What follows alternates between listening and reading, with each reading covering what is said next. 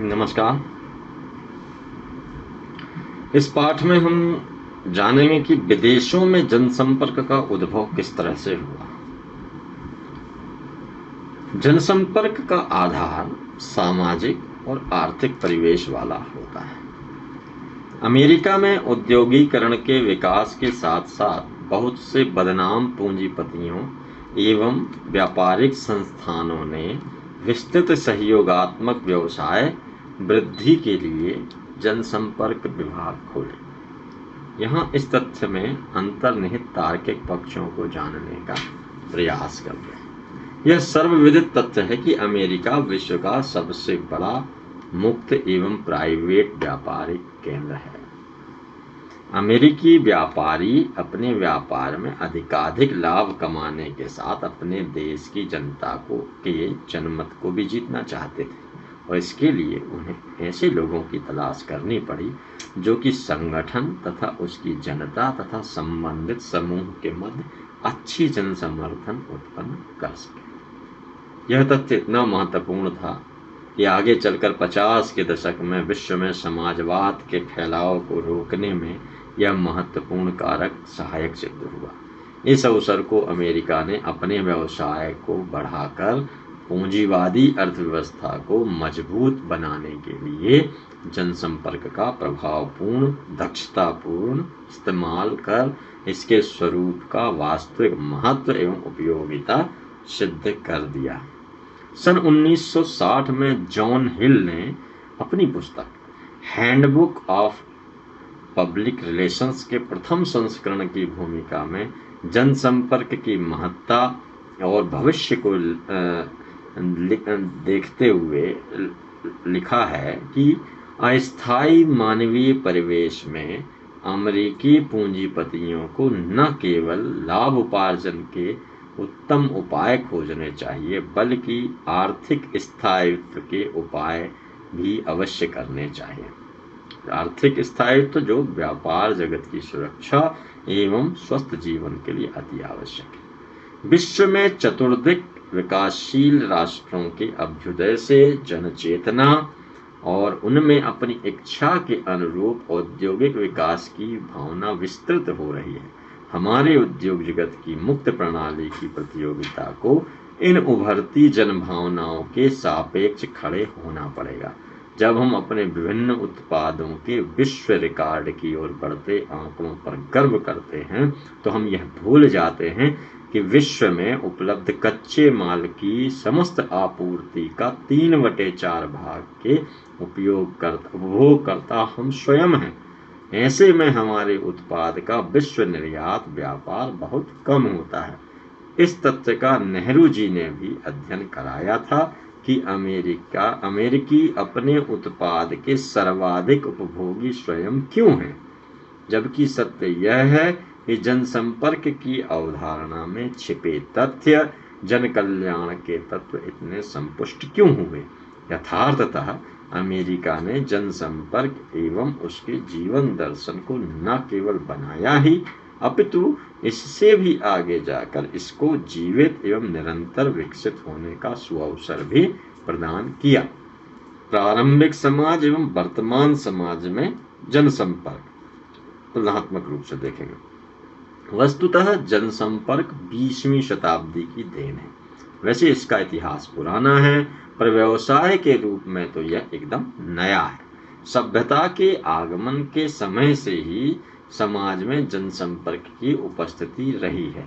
प्राचीन मिस्र, Babylon, Sumeria एवं दूसरे प्राचीन राज्यों के शासकों को यह ज्ञात था कि अपनी महानता का बखान जनता के मध्य सुविचारित तरीके से कैसे किया जाए। ऐसे अनेक अवसर देखने को मिले हैं जिसमें राजा अपने आप को ईश्वर तुल्य समझकर जनता को आदेश पत्र जारी करने एवं पालन करवाने का अधिकार रखता था।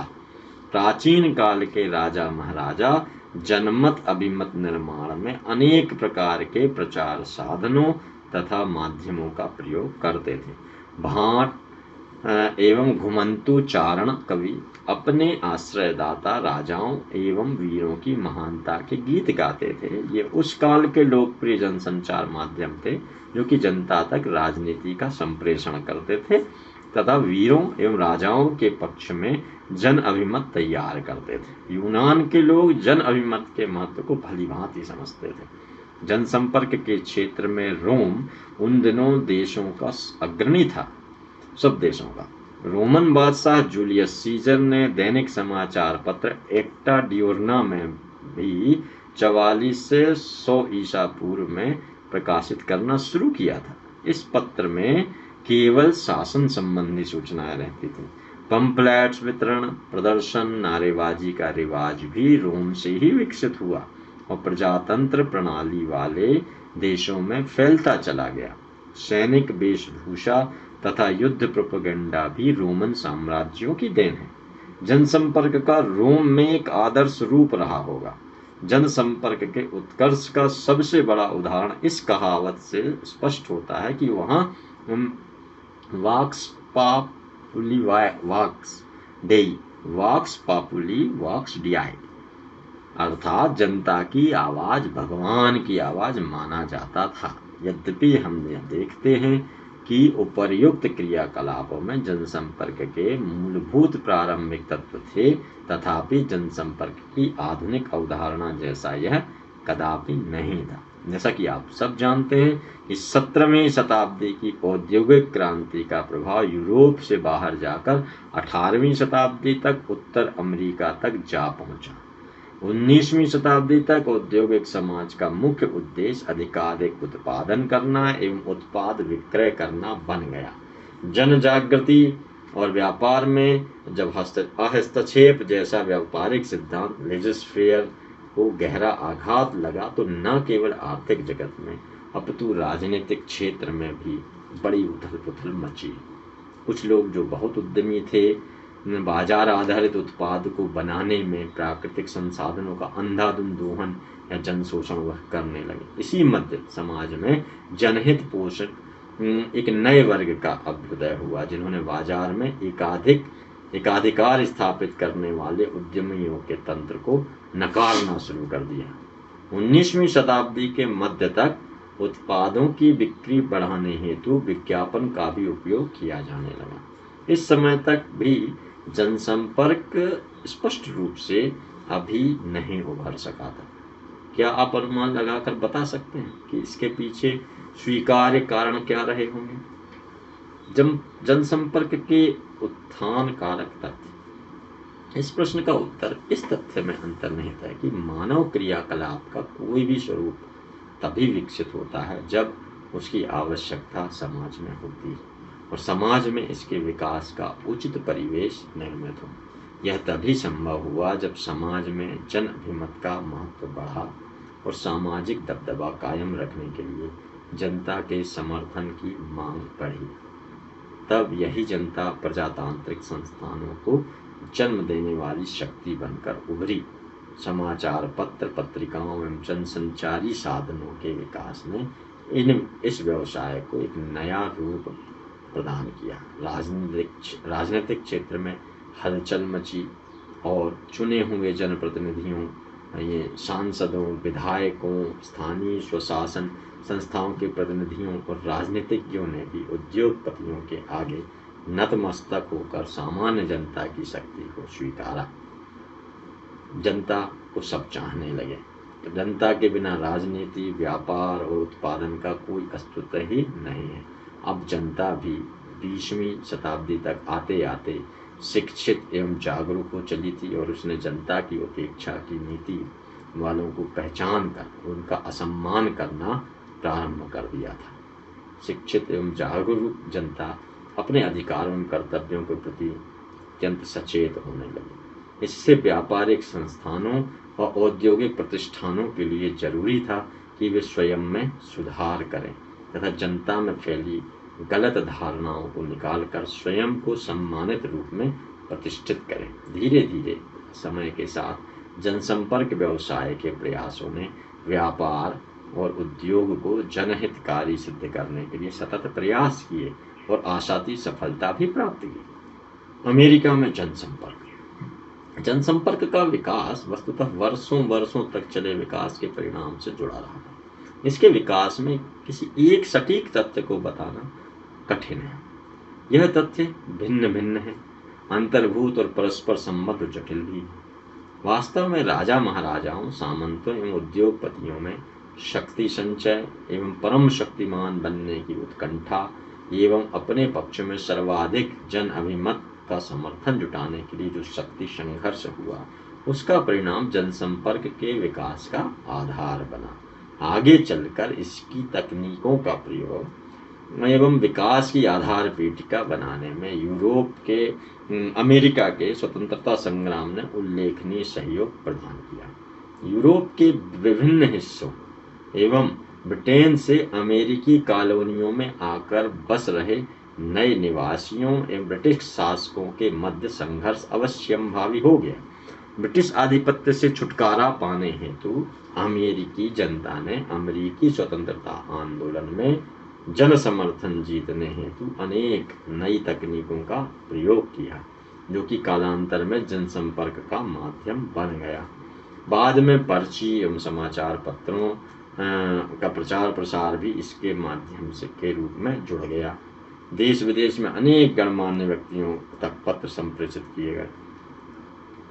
जन समितियों एवं सभाओं में संभाषणों एवं उक्तियों का व्यापक उपयोग किया गया। प्रदर्शनियों के आयोजन, नाट्य मंचनों, लोकगीतों एवं लोक नृत्यों के माध्यम से भी स्वतंत्रता आंदोलन को सफल बनाने हेतु प्रयुक्त किए गए। ब्रिटिश शासकों ने आंदोलन को दबाने हेतु प्रेस की आज़ादी पर तरह तरह से रोक लगाना शुरू कर दिया।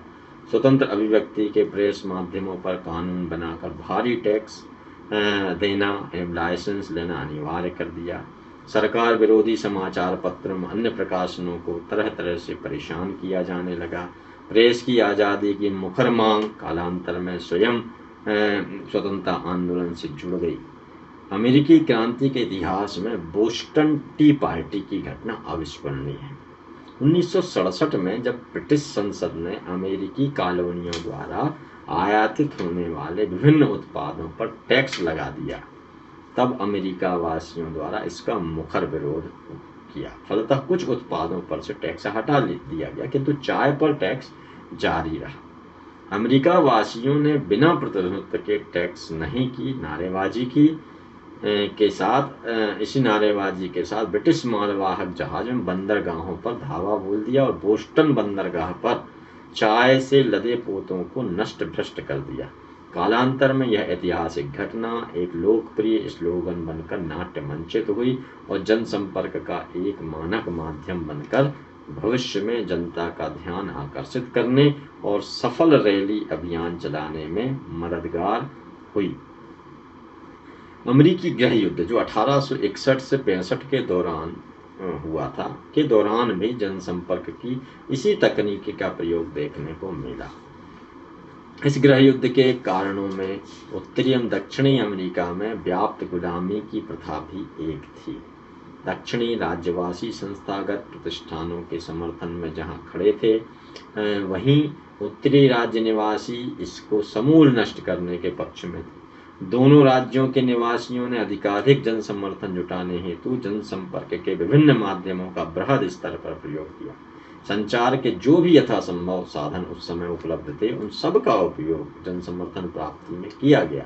जनता से निवेदन किए गए, जनता के विभिन्न वर्गों एवं समूहों को ध्यान में रखकर और उसकी गणना करके जन समर्थन प्राप्ति का अभियान चलाया गया। उपयुक्त सभी घटनाएं यद्यपि जनसंपर्क के विभिन्न तकनीकों को विकसित करने में सहायक हो रही थी और जन समर्थन जुटाने में अपनी उपयोगिता एवं सार्थकता भी प्रमाणित करने में लगी थी, इसके बावजूद ये अपने आप को सुविचारित, नियोजित एवं दीर्घ स्थिर प्रयास के रूप में कहला न सका। यद्यपि यह स्थिति कालांतर में इसे मिली और इसके आगे विकास का वह रूप सामने प्रकट हुआ जिस रूप में आज का जनसंपर्क जाना जाता है। हम जाने परिवर्तन काल। 19वीं शताब्दी के समापन एवं 20वीं शताब्दी के प्रारंभिक वर्षों में जब अमेरिका में उद्योगपति सामंतों ने अपनी जनता की उपेक्षा की नीति, पब्लिक टू बी डैम्ड, को बदला, तो जनसंपर्क एक व्यवसाय के रूप में उभर कर सामने आया। समाचार पत्रों एवं संचार के साधनों के विकास ने इस व्यवसाय को एक नया रूप प्रदान किया।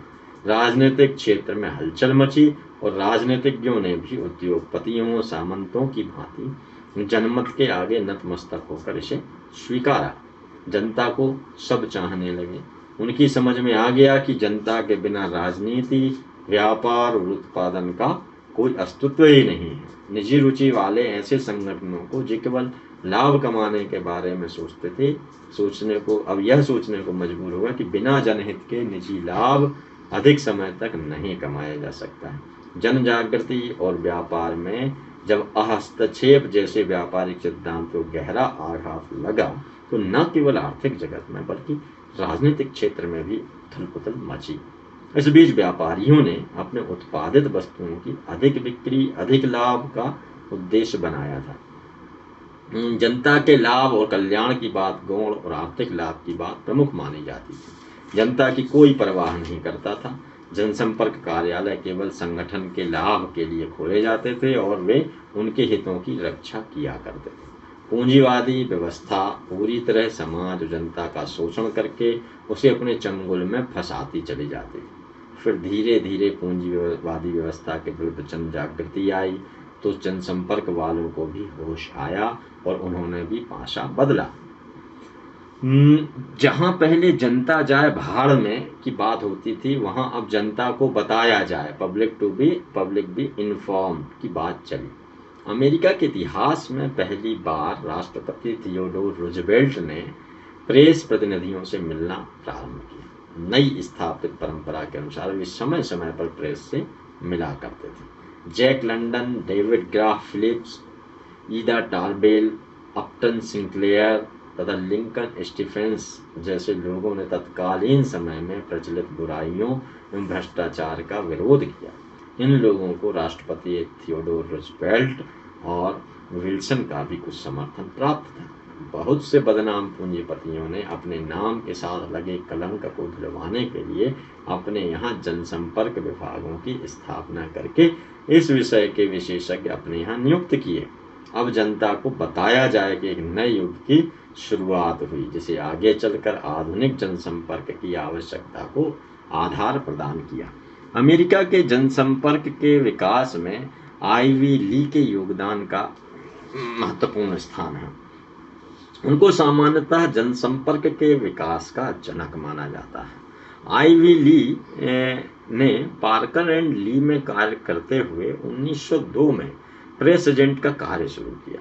इन्होंने अपने व्यवहार, वाक्पटुता और कार्यकुशलता के कारण अमेरिकी उद्योगपतियों में अपनी जबरदस्त साख पैदा की।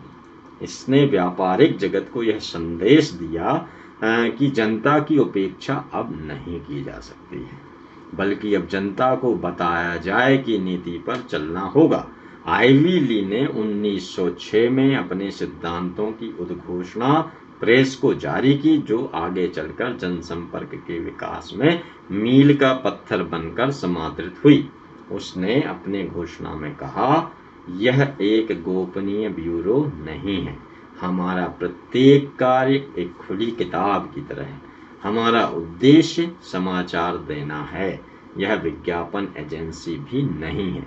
यदि आप ऐसा कुछ उद्देश्य रखते हैं कि हमारा लक्ष्य आपके व्यापार कार्यालय तक जाता है, तब आप इसे न अपनाएं। हमारा लक्ष्य यथार्थ है। आईवी ली ने संचार के साधनों का बड़ी कुशलता से प्रयोग किया। सन 1919 में जॉन डी रॉकफेलर जूनियर ने उसे अपने यहाँ जनसंपर्क अधिकारी का पद तथा साथ ही अपना परामर्शदाता भी नियुक्त किया। उसने उसके जनसंपर्क के परिणाम के कारण ही जॉन डी रॉकफेलर सीनियर का व्यक्तित्व लोगों की नजरों में बदल गया। इसी कारण आईवी ली को जनसंपर्क की धाक जमाने वाला पहला व्यक्ति माने जाने लगा। इसने ही अमेरिका में प्रेस और संगठन के मध्य मधुर संबंधों का निर्माण किया। हम जानेंगे प्रथम विश्व युद्ध के दौरान जनसंपर्क किस तरह का। जनसंपर्क का वास्तविक स्वरूप प्रथम विश्व युद्ध के दौरान ज्यादा मुखरित हुआ। प्रथम विश्व इतिहास में प्रथम बार एक अलग तरह का युद्ध प्रारंभ हुआ। इस मध्य व्यापारिक, वैज्ञानिक एवं पुनर्जागरण काल की एक नवीन क्रांति हुई। अनेक टापुओं में बसे कई देशों की खोज हुई। यूरोप के व्यापारी सुदूर समुद्रों में बढ़ गए। व्यापार के लिए एक नए देश खोज निकाले गए। इस प्रगति के साथ साथ युद्ध सामग्री का निर्माण भी आरंभ हो गया। चेतना की जागृति तथा जनसंपर्क के अवसरों के कारण विचारों का आदान प्रदान होने लगा। प्रचार और प्रोपेगेंडा ने व्यापक रूप लिया। अनेक सुप्त देशों में अधिकारों की ललक जागी। कतिपय देशों द्वारा की गई प्रगति असहाय हो गई। इन सभी कारणों ने मिलकर विश्व में एक महायुद्ध का रूप धारण कर लिया। अमेरिका ने इस महायुद्ध में अप्रैल 1917 में प्रवेश किया। अमेरिका पहला देश था जिसने सरकारी तौर पर जनसंपर्क पर विशेष ध्यान दिया। राष्ट्रपति विल्सन ने अपनी सरकार के लिए अप्रैल 1917 में एक पूर्व समाचार पत्र संपादक जॉर्ज ग्रील के निर्देशन में कमेटी ऑन पब्लिक इंफॉर्मेशन गठित की थी। यह कमेटी वास्तव में विल्सन साहब की नीतियों और कार्यों का योजनाबद्ध तरीके से प्रचार करता था। यह कमेटी जनसंपर्क के इतिहास में ग्रील कमेटी के नाम से प्रसिद्ध हुई। इस कमेटी ने सरकारी तौर पर एक विभाग के रूप में जनसंपर्क के महत्व को स्थापित किया। इस कमेटी का एक सदस्य प्रसिद्ध मनोवैज्ञानिक सिगमंड फ्राइड का भतीजा एडवर्ड एल बर्नेज भी था। 1923 में इन्होंने दुनिया में जनसंपर्क के पक्ष को मुखरित करने वाली पुस्तक क्रिस्टलाइजिंग पब्लिक ओपिनियन भी लिखी, जो बड़ी लोकप्रिय हुई। इनके प्रयास से अमेरिका में जनसंपर्क व्यवसायियों की पहली पीढ़ी का प्रादुर्भाव हुआ। जनमत की आवश्यकता और उसे प्राप्त करने की तकनीकों और माध्यमों पर इस पुस्तक में अच्छा प्रकाश डाला गया है। अमेरिका में सरकारी, गैर सरकारी, बड़ी छोटी संस्थाओं, संगठनों ने जनसंपर्क का महत्व अनुभव किया और उसे वे अपने यहाँ कार्यान्वित करने लगे। इनके प्रयास से अमेरिका में वार बॉन्ड की बिक्री अत्यधिक बढ़ी। बर्नेस एवं आइवी ली के प्रयासों का परिणाम यह हुआ कि अमेरिका में इसके सैद्धांतिक एवं व्यवहारिक पक्ष को और अधिक प्रभावशाली बनाने का अप्रतिम योगदान मिला। प्रथम विश्व युद्ध के दौरान इनके द्वारा विकसित जनसंपर्क की तकनीकों का प्रचार अन्य अनेक देशों तक पहुंच गया। विश्वव्यापी आर्थिक दबाव, सामाजिक उत्तरदायित्व की अवधारणा। जनसंपर्क आंदोलन को एक पूर्ण व्यवसाय बनाने में सन 1929-33 के मध्य उत्पन्न विश्वव्यापी आर्थिक संकट जिसे विश्वव्यापी दबाव कहलाया, जो बाद में उसने काफी सहायता की। विश्व मंदी जो थी, आर्थिक मंदी, अमेरिका से प्रारंभ होकर यह संकट संपूर्ण विश्व में धीरे धीरे अनेक देशों की अर्थव्यवस्था को झकझोरता हुआ विश्वव्यापी हो गया। स्टॉक मार्केट ध्वस्त हो गए। बैंकों ने अपने दरवाजे ग्राहकों के लिए बंद कर दिए। अरबपति लोग रातों रात दिवालिया हो गए। हजारों कारखानों का उत्पादन ठप्प हो गया, जिसके कारण लाखों श्रमिक बेरोजगार हो गए। इससे चारों ओर घनघोर आर्थिक संकट एवं दबाव सा महसूस किया जाने लगा। जनजागृति एवं व्यापार में जब हस्तक्षेप व्यापारिक सिद्धांत को गहरा आघात लगा, तो न केवल आर्थिक जगत में बल्कि राजनीति के क्षेत्र में भी बड़ी उथल पुथल मची। इस स्थिति में व्यापारियों एवं उद्योगपतियों के विरुद्ध जनता उठ खड़ी हुई और इस दबाव की पूरी जिम्मेदारी उद्योगपतियों एवं व्यापारियों के ऊपर डाला। बाजार में उत्पादन का बेचना दूभर हो गया था। जनमत पूर्णतया विरोधी हो चुका था। कारखानों के लिए जीवन मरण का प्रश्न पैदा हो गया था। औद्योगिक प्रतिष्ठानों एवं व्यापारिक संस्थानों के लिए जरूरी था कि वे स्वयं में सुधार करें तथा जनता में फैली गलत धारणाओं को निकालकर स्वयं को सम्मानित रूप में प्रतिष्ठित करें। जनता का रुख 1933 तक व्यापारियों का विरोधी बना रहा। 1933 से 45 के मध्य रहे अमेरिकी राष्ट्रपति फ्रैंकलिन डी रूजवेल्ट ने इस आर्थिक मंदी को देखते हुए आर्थिक सुधार हेतु अपना नया संबंध प्रेस एवं जनता से प्रारंभ किया। धीरे धीरे समय के साथ समाचार पत्रों, पत्रिकाओं और पुस्तकों के माध्यम से आलोचनाओं एवं जनसंपर्क व्यवसायों के प्रयासों ने व्यापार और उद्योग को जनहितकारी सिद्ध करने के लिए सतत प्रयास किया। प्रेस, रेडियो, टेलीविजन एवं फिल्मों के माध्यमों ने एवं संचारी साधनों के विकास ने निजी रुचि वाले ऐसे संगठनों को यह सोचने पर मजबूर कर दिया कि बिना जनहित के निजी लाभ अधिक समय तक नहीं कमाया जा सकता। तब उन्हें ऐसे लोगों की तलाश करनी पड़ी जो संगठन तथा उसकी जनता तथा संबंधित समूहों के मध्य अच्छी अंडरस्टैंडिंग पैदा कर सके। इनका पहला काम अपने संगठन के हित के लिए था।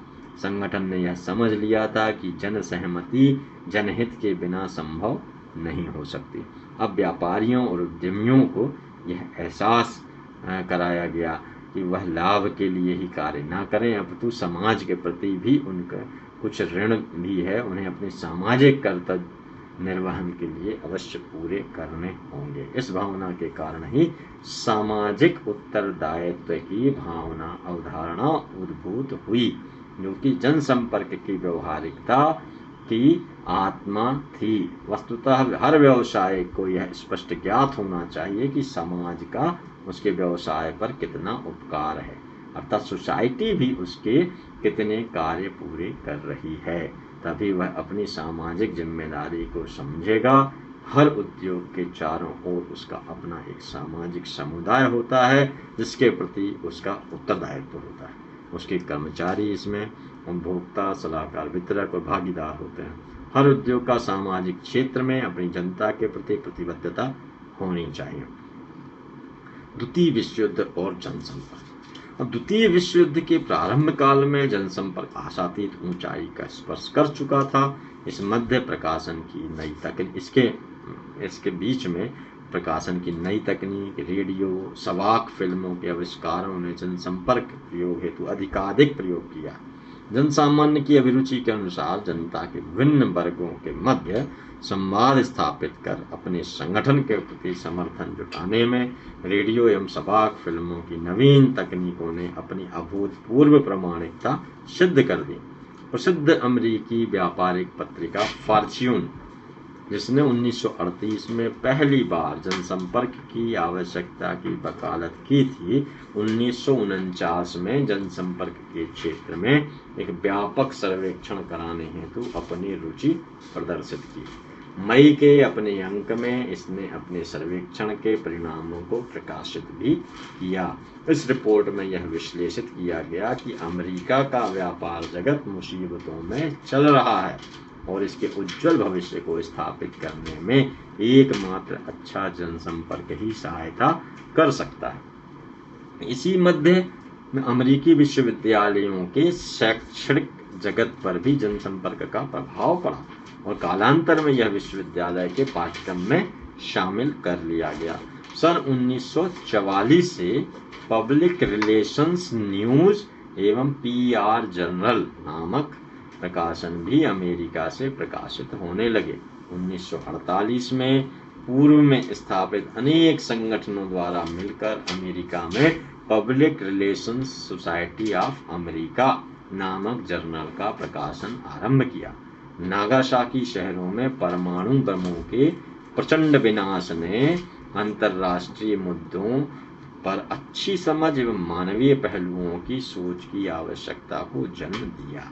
इसी आवश्यकता ने 1945 में संयुक्त राष्ट्र संघ की स्थापना का मार्ग प्रशस्त किया। इसके चार्टर के मूल में मानवीय पहलुओं को केंद्रित किया गया, साथ ही मनुष्य के मौलिक अधिकारों की रक्षा को सर्वोपरि रखा गया। संयुक्त राष्ट्र संघ के सभी सदस्य देशों ने मानवाधिकार के चार्टर में विश्वास प्रकट करके हस्ताक्षर किए।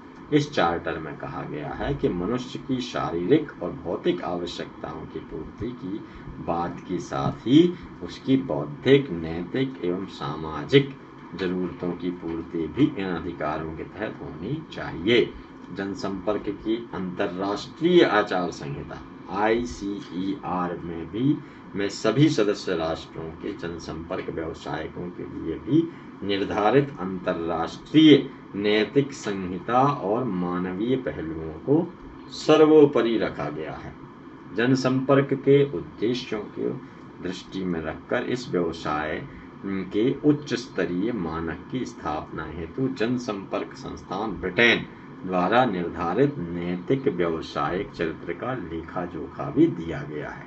इसने आगे चलकर संस्था और जनता के मध्य उचित संपर्क का मार्ग प्रशस्त किया। इस पाठ में हमने जाना कि विदेशों में जनसंपर्क का उद्भव किस तरह से हुआ और उसका विकास किस तरह से हुआ। अगले पाठ में हम भारत में जनसंपर्क के विकास को जानेंगे।